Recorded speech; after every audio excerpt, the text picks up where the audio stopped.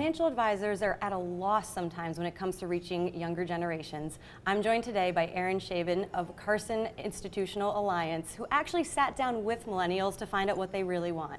Aaron, welcome. Thank you, Shannon. So talk to me a little bit about the findings that you discovered through this advisory meeting.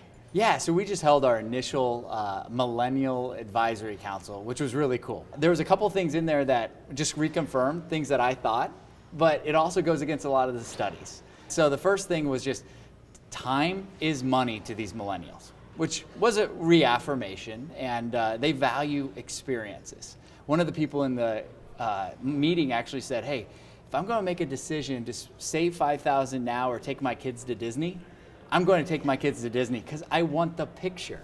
I thought that was fascinating. It's an accountability mindset.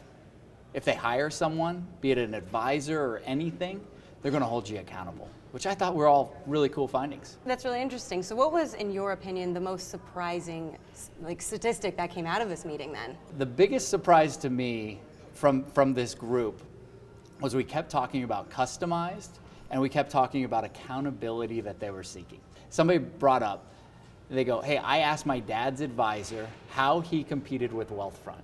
And I was taken back by it because I was like, this is great. That's where I wanted the conversation to go. And he also said, I value a relationship.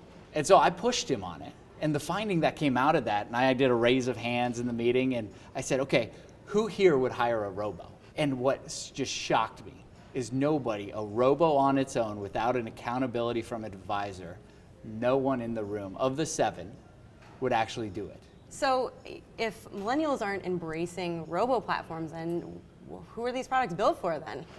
I think that's a great question, and that's where we took the conversation from there.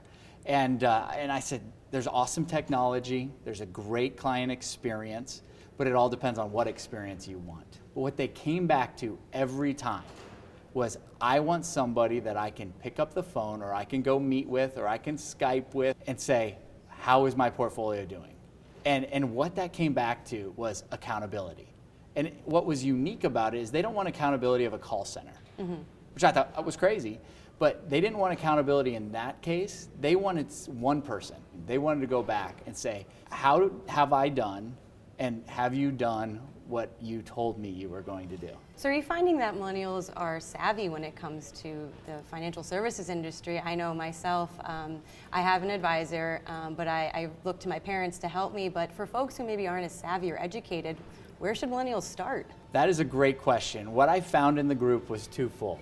So if the group came from a family with wealth, they were pretty savvy and they were not involved with their family's finances. If they were an entrepreneur who was the first generation, somewhat making it, bootstrapping it, then their parents were actually looking to them for advice, which I thought was interesting, but they were the go-to resource then. So where to start, as I would say, and what the group asked for is they asked for more of a focused group and more meetings that they could do round tables so that not only could they be with an advisor, but also so they could ask other peers their thoughts, their feelings from a general perspective to help them make a good decision. So I think it's fair to say then that the millennial generation is really reshaping the financial services industry. Well, absolutely. And a lot of times the millennials are characterized as, hey, we want to have it all, right? Yeah, absolutely. So it only confirmed it, that they do want to have it all from a customized standpoint,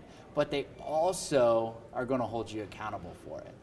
Well, thank you so much, Aaron, for sharing your findings. This has been great. Absolutely. Thank you, Shannon. For Investment News, I'm Shannon Rossick.